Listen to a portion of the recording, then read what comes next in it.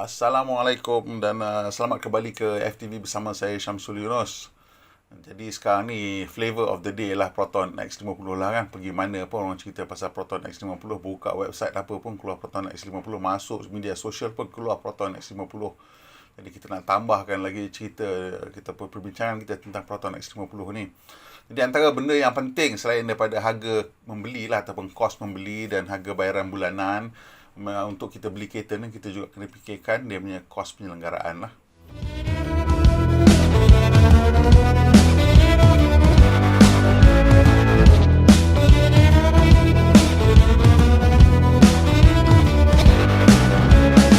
Jadi kita nak kata di Malaysia ni berapa kos penyelenggaraan ni kita pun tak tahu pasal kereta belum jual lagi. Jadi kita godek, cari, kita tengok yang paling dekat lah dengan pasaran kita lah, iaitu di Filipina. Di Filipina mereka sudah pun menjual kereta ni atas nama Geely Coolray. Ini dia punya kembar lah untuk Proton X50 di Filipina. Ia juga dijual dengan nama SX11 ataupun Binway di China. So ini kita tengok ni kos ni berdasarkan daripada kos di Filipina lah. Ini kawan kita Izarul di Fantastico telah mencari kos-kos ni, maklumat-maklumat ni. Dan dia tengok maklumat ni daripada philcotsay.com. Link ada kat bawah lah kalau awak nak tengok dengan secara detail lagi. Boleh pergi ke dia punya website. Jadi menurut Philcotsay, dia punya jarak antara sela penyelenggaraan bagi Coolray di sana ditetapkan pada setiap 7,500 km ataupun 6 bulan, yang mana lebih terdahulu lah. Setengah orang biasa dengan 10,000 km service interval. Ini 7,500. Sama macam Nissan Almera yang baru launch itulah. So setengah orang akan komen kata 7,500 ni pendek lah. Rasa biasa kita dengan 10,000. Tapi saya rasa ini ialah mungkin lah Geely dan Proton being konservatif di Filipina, ataupun Geely di Filipina konservatif. Jadi dia orang tak nak panjang sangat service interval tu pasal enjin tu mungkin complicated ataupun mungkin high power output dan memerlukan perhatian yang lebih lah, especially small turbo engine ni. Kalau dia memang highly stressed, memang kena service interval tu kurang sikit lah. Itu kata orang lah. Tapi kita tengok di Malaysia pula, Honda masih lagi kekal pada dengan 10,000 km. Walaupun setengah orang kata masa 7,500 lampu dah menyala. Tapi itu terpulang pada Honda Malaysia lah. Dia sanggup tanggung service interval 10,000 km untuk customer dia. Dia kata okey. Nissan pula tak sanggup, dia kata 7,500 km ataupun 6 bulan lah, yang mana datang dulu. Jadi Proton tak tahu berapa, tapi di Filipina Geely kata 7,500 km dengan service interval. Jadi untuk jadual penyelenggaraan ni biasalah, kita tahu kan, ada normal service ni, dia ada major service ni, dia ada major service yang lagi mahal kan, interval dia. Jadi di Filipina dia dah bagikan tu M1 sampai M1 sampai M5 lah. Jadi M1 kos dia average sekian-sekian, M2 kos dia average sekian-sekian, kos macam itulah kan, M1 sampai M5. Jadi M1 tu bukan tak sampai first service lah. First service 1,000 km tu asing lah. Jadi M1 tu start pada 7,500 km, kemudian 22,500, 37,500, 52,500, 67,500 dan 82,500. M2 pula 15,000 dan 45,000. Ni kos dia akan lebih tinggi lah. M3 30 dan 90,000 km. Ini selalunya besar, tapi M4 ni saya rasa lah 60,000 km ni yang paling mahal lah. Kemudian M5 75,000 km. Ini costing yang Philcotsay bagilah untuk kos-kos alat ganti dan juga minyak pelinci di Filipina. So di Filipina minyak pelinci yang gunakan standard 2,766 peso ataupun RM235.03. Ni kita kira minyak hitam memang kena ganti, inilah dia harga dia. So tiap-tiap kali minyak hitam mesti ada punya kan. Jadi untuk barang-barang lain pula, alat ganti yang lain. Alat ganti ni minimum kalau tidak apa pun ialah oil filter lah kan. Bila dah tukar minyak hitam, tukar oil filter lah. So untuk yang paling rendah sekali saya nampak M1. Kos alat ganti yang perlu ditukar ialah lebih kurang 442 peso ataupun RM37.59. Jadi saya rasa ini ialah untuk oil filter lah kan. RM37 kan. Mungkin oil filter dengan dia punya seal, ada rubber seal ke apa ke, untuk dia punya plug tu, maybe that's it, that's the cost. Untuk penyelenggaraan tahap kedua lah, M2, kos alat ganti yang perlu ditukar ialah RM171 ataupun 2,015 peso. Jadi ni kena tambah balik lah dengan minyak pelincir tadi. Jadi 253 campur 171 lebih kurang RM400 lah, lebih sikit.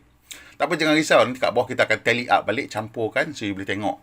Ni secara nak bagi anggaran lah untuk kita dapat faham lebih baik lagi.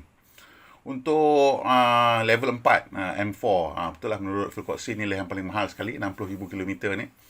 Dia punya kos alat ganti ialah RM10,998 peso ataupun RM934.37. Jadi RM934 ni belum campur lagi dengan minyak pelincir.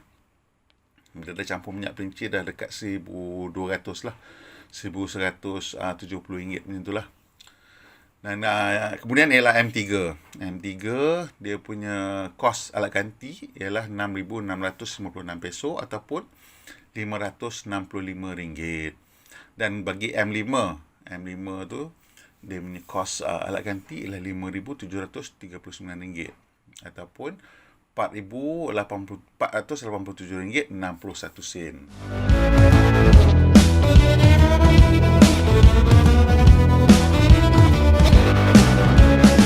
Okey, sekarang kita nak tengok kos upah pula. Jadi untuk level M1 ni kos upah dia ialah RM110.44 lah, anggaran ni translate daripada peso. Untuk level 2 pula RM138.14. Untuk level M3 pula RM303.72. Yang paling mahal ialah untuk level M4 lah, iaitu RM358.95. Manakala untuk level M5 pula ialah RM165.67. Jadi di Filipina ni juga dia orang ada yuran tetap. Untuk setiap kali masuk servis dia orang charge 500 peso ataupun lebih kurang RM42.48 lah. Jadi itu antara kos-kos yang ada lah. Ini kita perlu ingatkan kembali bahawa kos ni tidak termasuk kos penggantian alat-alat yang tak dalam dia punya standard item lah, benda-benda rosak ke apa ke yang bukan dalam the standard item. Inilah dia punya tak termasuk lah dalam tu. Kita tak tahu ke sini macam mana dia punya warranty ke apa ke. So ini kita standard cost untuk benda-benda yang wajib tukar pada masa yang berlaku, yang bukan tak terlibat penggantian benda lain yang tak mungkin cover dalam warranty lah.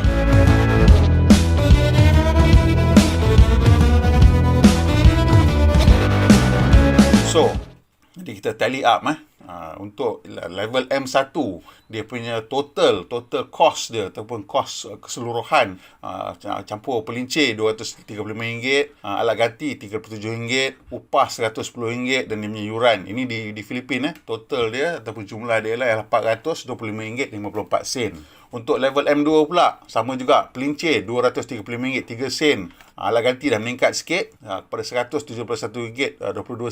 Upah pun naik sikit, RM138.14. Yuran tetap sama, RM42.48. Jadi kos di Filipina untuk level M2 ialah RM586.87.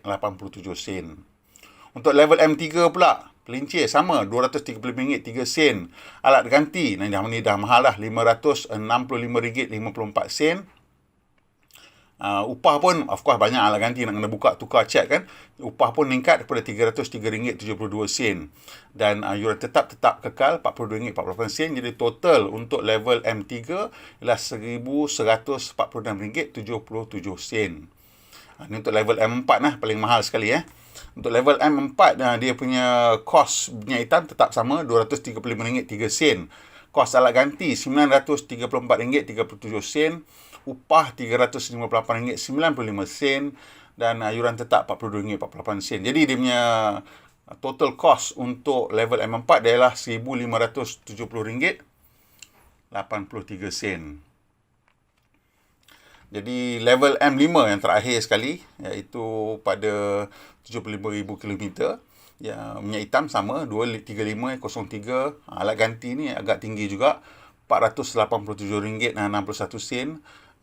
Upah RM165.67. Yuran sama tetap RM42.48. Jadi dia punya kos untuk level M5 ialah RM930.79.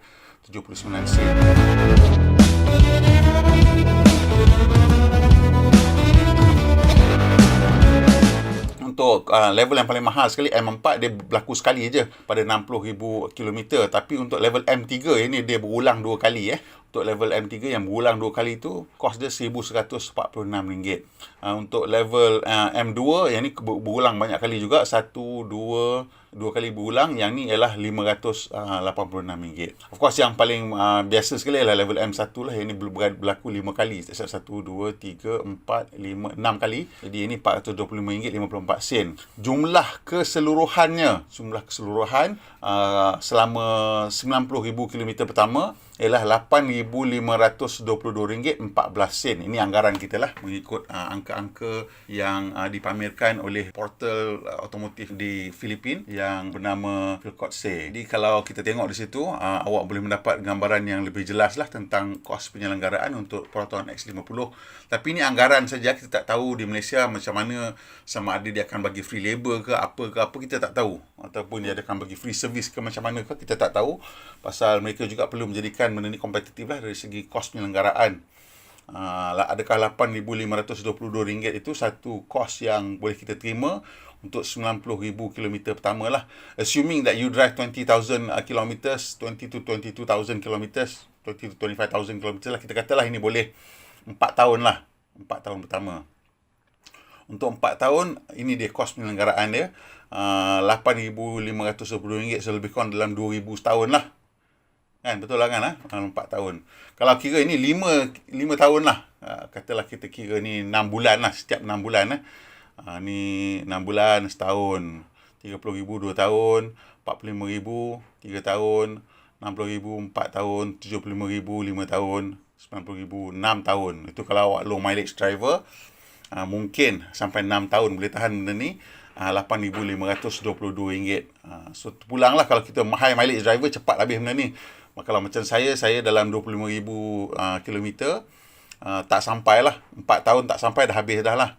Ada lagi short lagi kan, 197,000 tu bagi nak cukup saya lah, 100,000 lebih kurang. It would have cost me for the first 4 years tu RM8,522.14 untuk dia punya maintenance dan servis lah. Servis. Tak campur benda-benda lain lah, kalau ada apa-apa lagi yang rosak lah, yang tak tercover dalam warranty. So itu dia punya bayangan kos dia. Ada apa pendapat awak? Adakah ianya murah? Adakah ianya berpatutan? Ataupun ianya mahal? Jadi X50 dan X70 ni unik untuk Proton in the sense that banyak pembeli yang mungkin bukan daripada jenama Proton. Banyak conquest sales lah, maksudnya daripada jenama-jenama lain lah. So mereka yang beli daripada jenama lain, bila beli ke sini, adakah apa dia rasa kos tu? Kos penyelenggaraan macam mana? Mahal ke? Murah ke? Macam mana? Yang daripada bawah Proton naik ke sini, apa rasanya? Adakah ini normal untuk Proton ataupun tidak, macam mana? Pasal ada banyak perspektif berbeza-beza. Kalau awak pernah pakai Toyota, akan rasa sekian-sekian. Pasal Toyota memang terkenal dengan dia punya servis dia, terkenal dengan tahap servis dan juga dengan cost servis dia lah. That's why Toyota Hilux tu dia very much in demand, dan banyak kereta Toyota second hand value tinggi pasal cost servis ataupun cost maintenance dia tak tinggi. So kalau daripada Toyota tu pergi ke X50, apa rasa dia? Daripada Honda pergi ke X50, apa rasa dia? Kalau awak pemilik kereta-kereta jenama lain, saya mintalah awak punya pendapat kat komen, beritahu kita macam mana berbandingkan dengan kos penyelenggaraan kereta awak sekarang. Okey, sampai situ saja video pendek kita hari ini. Kalau awak suka, saya ucapkan terima kasih banyak-banyak dah tengok sampai sini.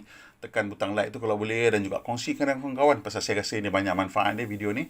Dan juga kalau belum subscribe, tolong subscribe. Kalau dah subscribe, terima kasih banyak-banyak. Sekarang tekan butang loceng pula supaya tak tertinggal bila kita buat video terbaru. Pemandu Malaysia, pemandu yang berhemah. Kita jumpa lagi, insya-Allah.